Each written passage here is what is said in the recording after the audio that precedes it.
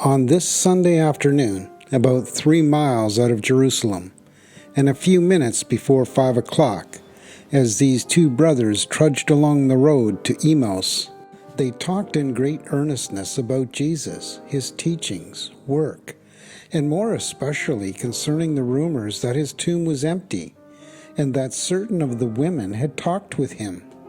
Cleopas was half a mind to believe these reports, but Jacob was insistent that the whole affair was probably a fraud.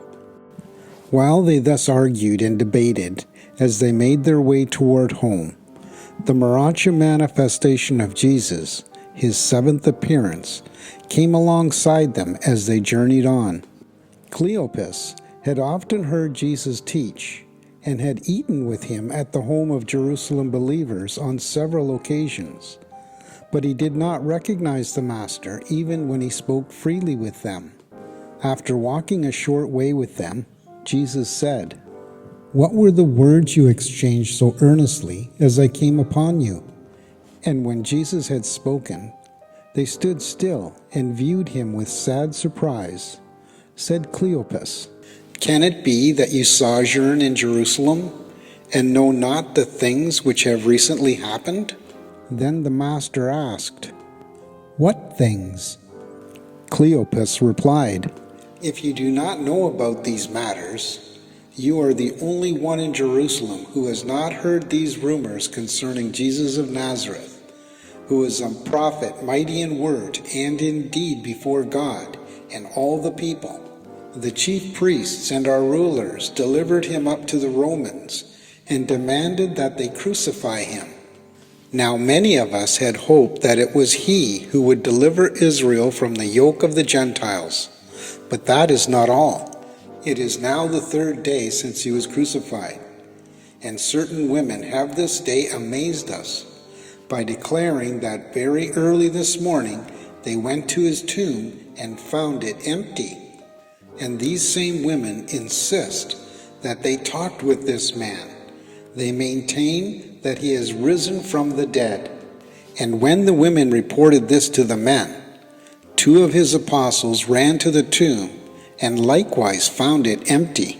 And here Jacob interrupted his brother to say, "But they did not see Jesus." As they walked along, Jesus said to them, "How slow are you to comprehend the truth? When you tell me that it is about the teachings and work of this man that you have your discussions, then may I enlighten you, since I am more than familiar with these teachings.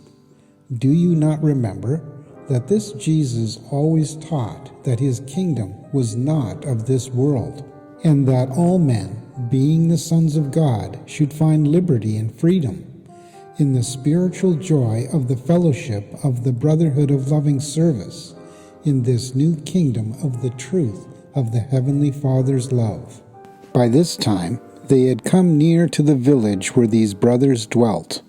Not a word had these 2 men spoken since Jesus began to teach them as they walked along the way.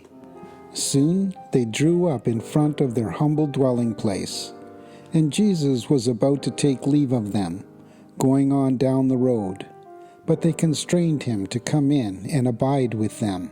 They insisted that it was near nightfall, and that he tarry with them.